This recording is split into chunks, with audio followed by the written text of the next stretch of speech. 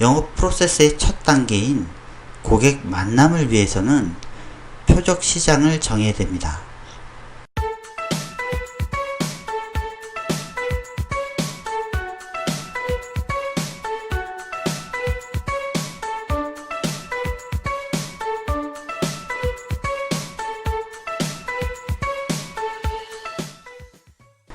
안녕하십니까, 반갑습니다.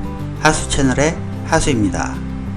지난 회차에는 영업 프로세스 3단계, 즉 고객 만남 단계, 검토 단계, 마무리 단계에서의 영업 하수와 고수의 차이점에 대해 단계별로 간단히 알아봤습니다. 혹시 못 보신 분들을 위해 링크를 걸어 놓았으니 먼저 보시고 오는 걸 추천드립니다. 영업 프로세스의 첫 단계인 고객 만남을 위해서는 표적 시장을 정해야 됩니다. 우리가 판매하는 제품을 어디다 갖다 팔아야 될지 정해야 되겠죠? 이걸 이제 보통 표적 시장이라고 얘기를 하고요. 이번 편부터는 영업 하수와 영업 고수의 표적 시장을 정하고 잠재 고객을 찾는 방법에 대해 세 편으로 나눠서 알아보겠습니다. 업종별로 다르게 표현되지만 영업사원이 말하는 가망 고객, 잠재 고객, 표적 고객은 같은 말입니다. 여기서는 편의를 위해 잠재 고객으로 통일해서 사용하겠습니다. 하수가 본 고수, 영업 고수의 표적 시장 정하기 이제 시작합니다. 낚시하는 TV 프로그램을 보면 가끔 경험 많은 낚시꾼도 자리가 좋지 않으면 물고기를 잡지 못하고 자리가 좋으면 계속 잡는 경우를 보게 됩니다. 저는 낚시를 많이 해보진 않았지만 제가 겪었던 동해 방파제 앞에서 낚시에서도 제 옆에 계신 분은 낚싯대만 던지면 잡히는데 저는 2시간 넘게 한 마리도 못 잡은 적이 있었습니다. 그러다가 그 사람이 자리를 뜨자마자 잽싸게 그 자리를 옮겼더니 초보인 저도 얼마 되지 않아 10마리 이상 물고기를 잡은 기억이 납니다. 고기가 없는 곳에서는 고기를 잡을 수 없습니다. 반대로 고기가 많이 모여 있는 곳에서는 고기를 잡을 수 있습니다. 저 같은 초보 낚시꾼도 말이죠. 물반 고기반 이런 곳에서 낚시를 해야 하는 거죠. 영업 관련 얘기에서 갑자기 낚시 얘기를 해서 당황하셨죠? 영업 하수와 영업 고수는 서로 다른 제품을 파는 것도 아니고 똑같은 제품을 가지고 판매하는데, 그리고 같은 영업 재료로 판매하는데 왜 그들의 영업 실적은 그렇게 차이가 날까요? 제품 판매 시장이라는 바다에서 고기라는 가망 고객을 찾아내는 것은 좀 전에 말한 낚시의 사례에서 얘기한 것처럼 바다에서 물고기가 모여있는 자리를 찾아내는 것처럼 어려운 일입니다. 우리가 판매하는 제품을 살만한 고객이 아닌 곳을 영업하는 것은 시간 낭비, 체력 낭비, 돈 낭비입니다. 보통 하수가 이렇게 영업을 하겠죠? 우리가 판매하는 제품을 구매할 의향이 있는 고객을 찾아 영업한다면, 즉 물반 고기반인 고객이 많이 있는 시장을 찾아 영업을 한다면 그만큼 영업하기가 쉽겠죠? 자, 그렇다면 물반 고기반인 시장, 즉 우리가 판매하는 제품을 구매할 고객, 즉 잠재 고객이 많은 시장은 어떻게 찾을까요? 이 시장을 쉽게 찾을 수만 있다면 쉽게 남들보다 영업을 할 수 있지 않을까요? 그렇게 하기 위해서는 우선 자기가 판매하는 제품이 판매 가능한 시장이 어떤 시장인지 파악하는 것부터 중요합니다. 판매 제품의 판매 가능한 시장을 파악했다면 그 시장을 좀 더 세분화시켜야 됩니다. 이 넓은 시장에서 이렇게 한번 영업해보고 저렇게 한번 영업해보고 저기도 가보고 여기도 가보고 한다면 시간 낭비만 될 확률이 굉장히 높습니다. 즉 시장을 세분화, 마켓 세그먼트라고 보통 얘기를 하는데, 이 시장을 세분화하여 판매 제품의 전략 시장을 정합니다. 전략시장이 정해지면 단계적으로 표적시장을 정하고 아래에 제가 설명드리는 부분에 이용해서 표적시장 내에서도 잠재고객 또는 목표고객을 찾아내야 됩니다. 각자 판매하는 제품이 다르고 시장이 다르므로 특정 제품을 기준으로 시장 세분화 사례를 하면 맞지 않을 수도 있기 때문에 여기서는 특정 제품을 기준으로 하지 않고요. 제가 해왔던 부분들을 예를 들어서 간단하게 설명드리겠습니다. 저 같은 경우는 처음에 기업 규모를 기준으로 한 세분화를 했습니다.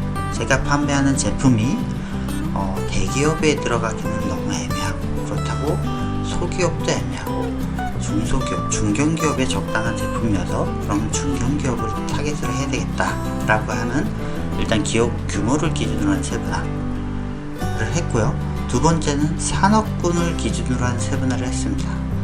이 세상에는 엄청나게 많은 종류의 산업군이 있고 기업체들이 있습니다. 이 산업군을 다 판매할 수는 있겠지만 그 중에 어느 산업군에 들어가서 판매하는 것이 더 효율적인지 정해야 되는 겁니다. 그래서 산업군을 기준으로 한 세분화를 하게 되고요. 예를 들면 제조업, 건설업, 서비스업, 그 중에도 뒤에 나오겠지만 업종을 기준으로 한 세분화, 예를 들면 제조업에서도 전기전자, 반도체, 일반기계, 장비, 자동차, 항공, 조선 등 이렇게 이제 산업군과 업종을 기준으로 한 세분화를 하게 되고요.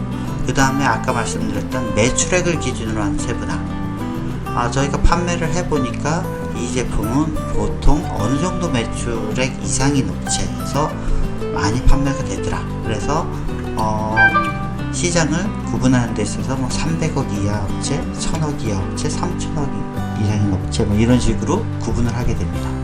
그 다음에 지역을 기준으로 한 세분화. 예를 들면 서울, 경기, 충청, 전라, 경상도 등 이렇게 지역적으로 세분화해서 영업 타겟팅을 할 수도 있고요. 그 외에도 자기가 판매하는 제품이 수주 산업용인지 개발 양산용인지 아니면 정부 과제 친화적인지 이렇게 구분을 해서 시장을 세분화한다면 내가 어디에서 어떻게 영업을 해야 할지가 대충 감이 잡힙니다. 물론 제가 말씀드린 이런 세분화 말고도 더 많은 세분화를 하면서 영업 고수들은 영업을 하고 있겠지만 저는 지금 특정 제품을 기준으로 하지 않기 때문에 대략 이 정도로만 설명을 드리고요. 이렇게 정해진 곳이 바로 여러분의 표적시장입니다. 표적시장, 즉 타겟 마켓은 전략시장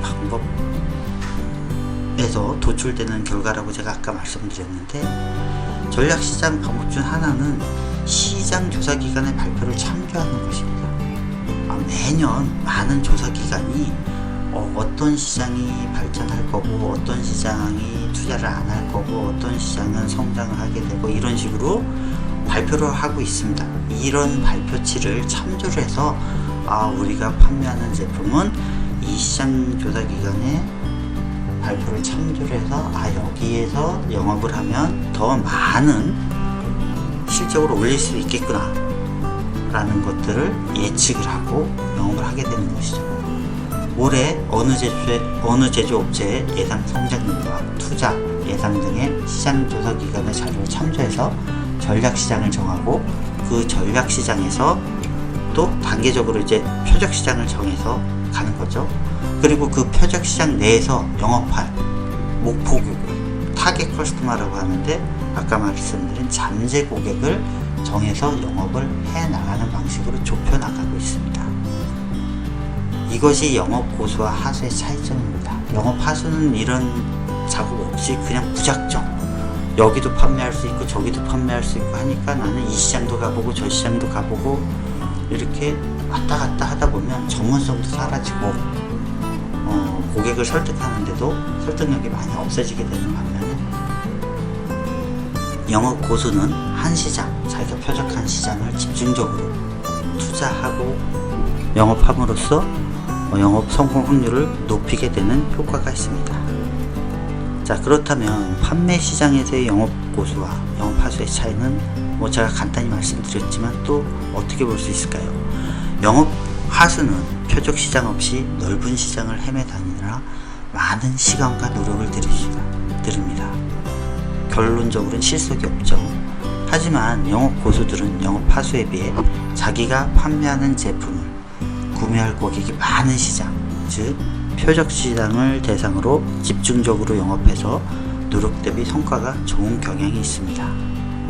이것이 똑같은 제품, 똑같은 영업 재료를 가지고 영업하는데 실적이 많이 차이가 나는 이유 중에 하나입니다. 즉 영업 고수는 시장을 세분화하여 표적 시장을 정하고 표적 고객을 찾아내어 이전 영상들에서 설명드렸던 영업 단계별 영업 활동들을 통해 고객을 만들어 갑니다.